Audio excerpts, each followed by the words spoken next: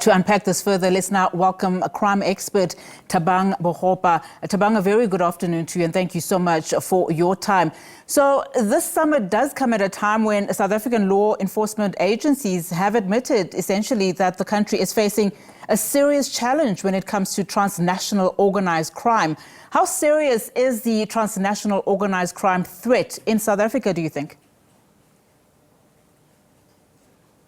Thank you so much, my sister, and good afternoon to the viewers.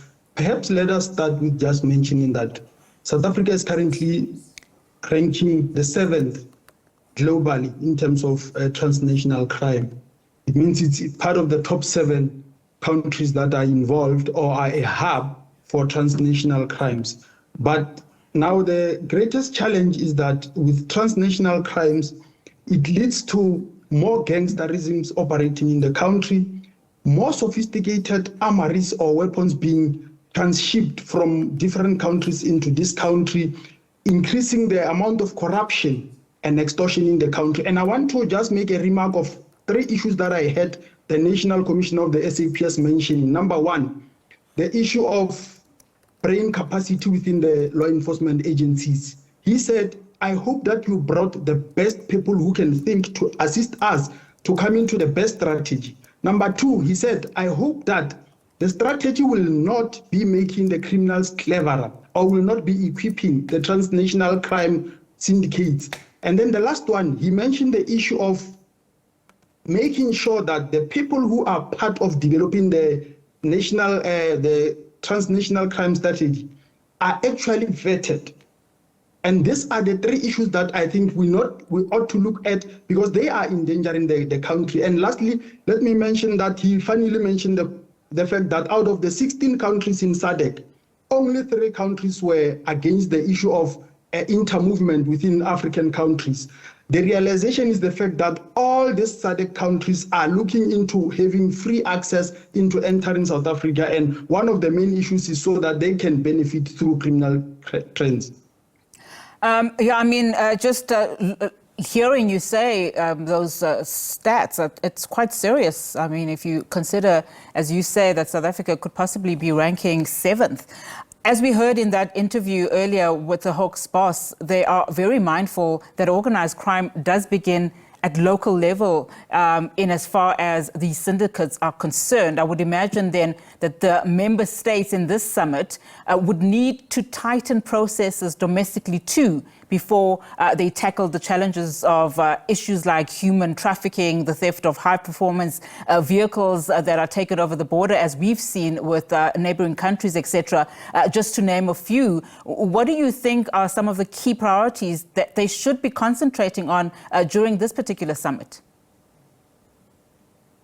Thank you so much. I think at the helm should be the issue of criminal justice reform, in the sense that our ability to detect and curb sophisticated crimes before it occurs will be at the helm of ensuring that South Africa is very safe. Because currently, if we want to rely on detecting the crimes after they've been committed, then it actually just weakens the country in the fact that we know that our justice system is overwhelmed.